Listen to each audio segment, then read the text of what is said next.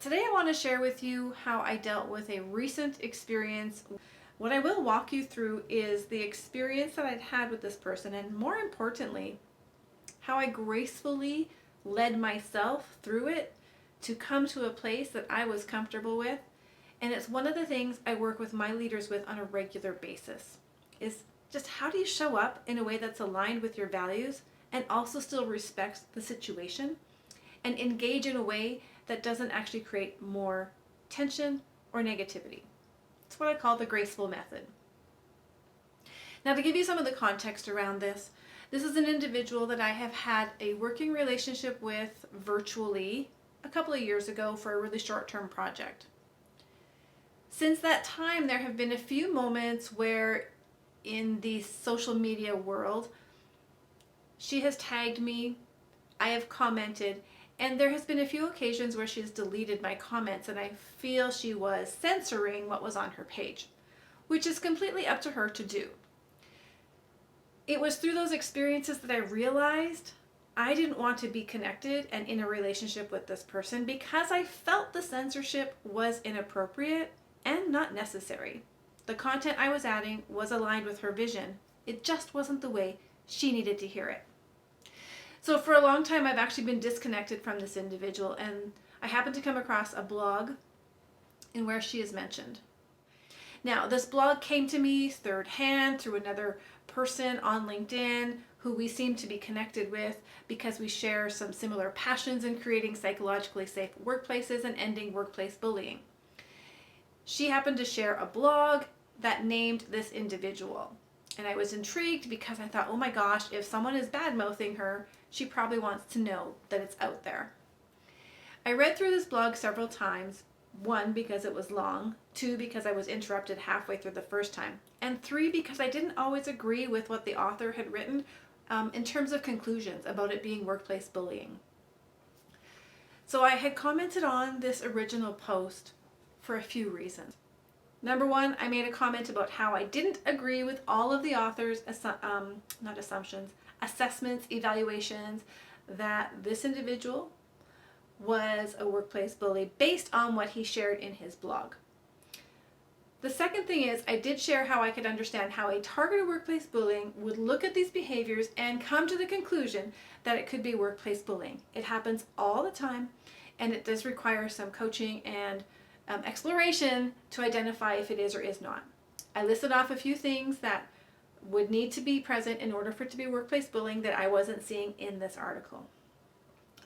The third thing I did was mention the ideal solution, and that was both of these individuals worked in the workplace bullying space, and my expectation of them would be that they both know text-based communication is the worst, it's the last, and it is so full of miscommunication opportunities that I was stunned that both of them continued down that road.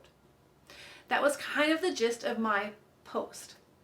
Shortly after, I received a text message from the individual named in the blog, and it was not a very nice text message. I will share it with you here, and then I'm going to share with you the rest of this because I want to highlight how messages we receive are not always messages we want to hear. Number 1.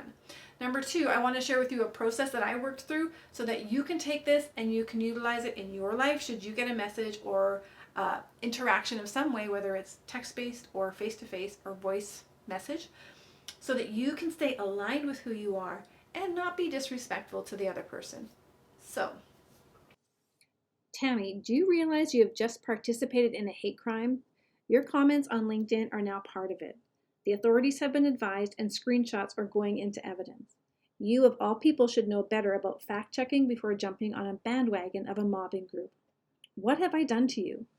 I don't even know why I'm bothering to text you. I just feel this is so hurtful and disappointing. I need you to know that.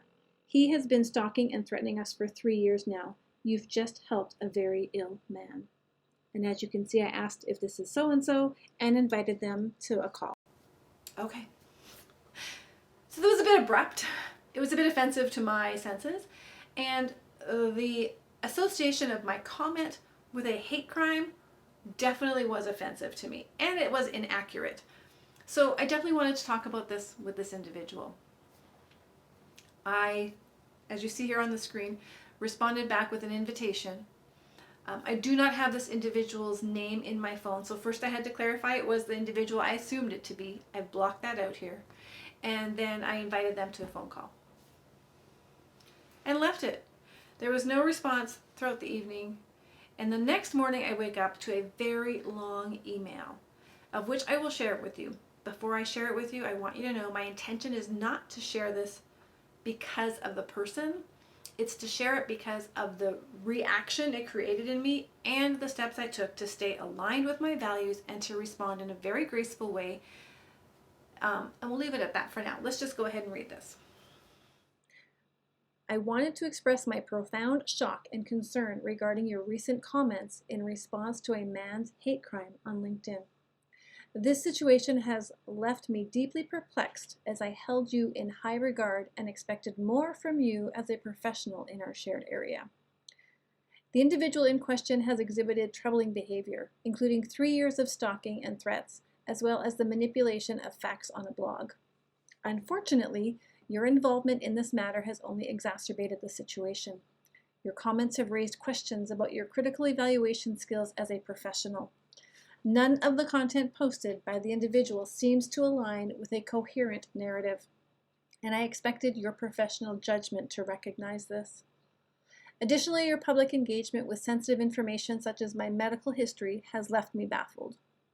I recall that you were previously involved in the healthcare field, and I hope I'm not confusing you with someone else.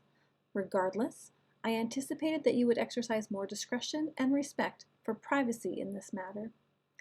Your support of an individual whom you do not know personally at the expense of my reputation has been deeply unsettling. You publicly assessed and offered your professional opinion even though you lack the qualifications of an investigator or an expert. Phrases such as exploring intent and power without adequate training in this area are concerning. Your actions may inadvertently harm others, and I implore you to consider the potential consequences of your actions. If I have somehow wronged you or contributed to your negative perception of me, I would have expected you to address this issue directly with me, in keeping with professional standards.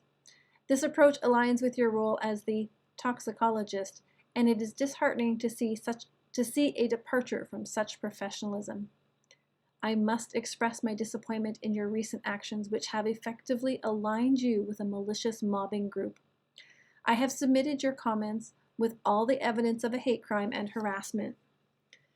Should this behavior persist, I will not hesitate to share these incidences publicly, if only to educate my followers and clients on the irony of the situation. I want to emphasize that I have nothing to hide, and I strongly advocate for ignoring the individual responsible for these actions rather than inadvertently fueling their behavior. However, you and the others have been misled. In conclusion, Tammy, I urge you to uphold the higher standards of professionalism expected of you in our field. If personal biases cloud your judgment, it is crucial to take a step back and gather all the facts before forming opinions. You know this as this is the foundation of ethical practice. Always remember your code of ethics, standards of practice, and your commitment to safeguarding people's dignity and integrity. Your participation in this situation has raised questions, and I encourage you to reflect on your own intentions. Whoa, that's a lot, right? There's a lot in this email that is triggering. Now, it's triggered for several reasons. Number one, this is coming from somebody who works in the workplace bullying space. My expectation of communication with somebody who understands this workplace problem is that the communication will be far more respectful and productive. So I was taken aback by the very opposite of this. The second reason I was triggered is it was just filled with so much unbelievable, like as if there was some sort of sense of power that she has over me. And the third thing was this threat of going public, which, to be honest, really didn't trigger me so much as the humor in it, because everything I have done to date has been public with her. There was no outing of me in the public. But the fact that there is this underlying tone that there's a perception she has that she holds power, that she can do something damaging to me in a public space, was triggering. So what are some of the steps I took so that I could respond to this individual in a very graceful way that's aligned with who I am and how I want people to receive me? Number one is I took some space and time. This is a triggering email. There's so many cuts here to my professionalism, to my ethics, to my practice, to my brand, that is really designed to get a reaction out of me. And I wasn't going to give that. So part of my caring, connection, and curious stance is that if I care enough, I'm going to take some space to really think about how can I engage in a very polite, respectful way, because those are also values of mine, without creating more drama, but inviting a conversation, because I'm curious as all heck. So I took some time away and I dialogued with my husband. I read him this email. We talked about it, helped me kind of get some perspective around it. And as I thought about how I wanted to respond, I absolutely believe that a conversation is the best way to resolve conflict. Interpersonal problems require interpersonal solutions. And I had invited them to a conversation the day before and they did not respond. I wanted to open that up again. And this time I knew I needed to add another container, another layer of a container to this. So before I share with you the reasons I responded in the way I do, I'm going to share with you the response and then I'll break it down. After your text yesterday, I invited you to call me. Today I received this email instead, which, as you are an expert in the field of bullying, you know places high risk for misinterpretation. I am not interested in engaging through text-based media. At this point, the only way I will engage with you on a call is if our conversations are recorded. So if you want to explore this, I will set up a Zoom meeting. You can have a copy of the recording for your records and submission to your hate crime file. Tammy.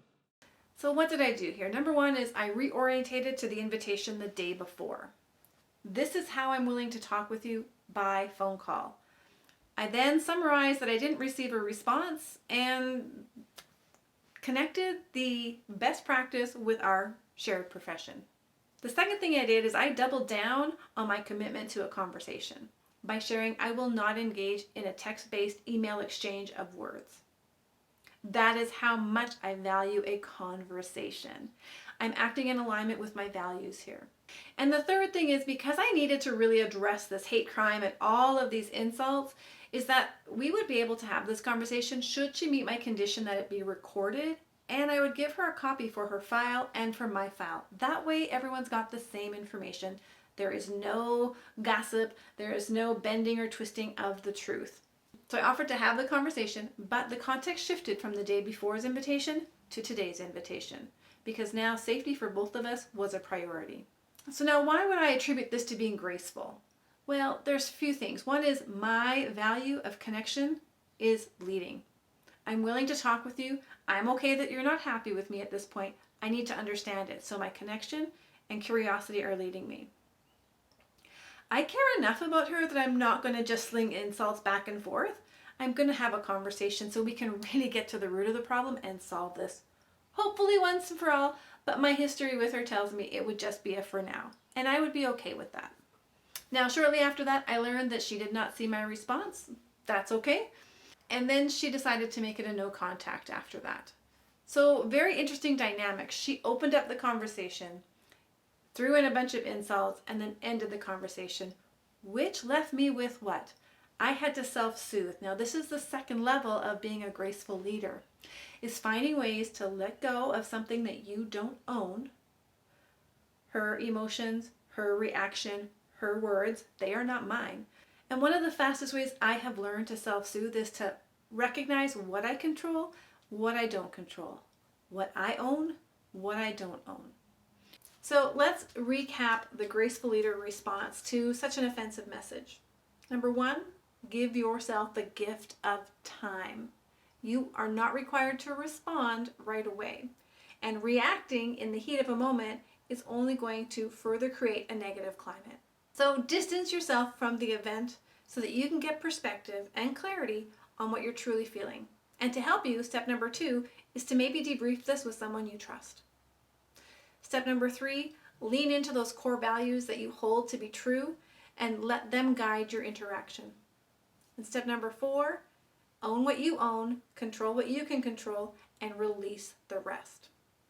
Now you'll notice that for me, that involved boundarying this conversation and dictating as to how it would continue going forward without any hesitation, without any confusion, but there was a very clear path forward to engage with me. And then I let it go. Now, before you go, I do want to share one very, very, very important thing. The comment section for this video is open. And that is because I fundamentally believe in dialogue, conversation. It is not open for you to promote hate, to name call, to add any sort of harassing threats, comments, threads. That will be removed. 100%, it's always been my nature. That is not going to change for this video. Want to hear your voice, but it needs to be respectful and it needs to be adding to the conversation. Feel free to disagree with me in a respectful way. I totally appreciate that. I love that there's new perspectives, but I will not tolerate any hate speech or bullying on my page. Thank you for watching. I hope you have learned something and you can take forward into your situation so that you can lead gracefully and control what you control, own what you own, and toss away the rest. We'll talk soon.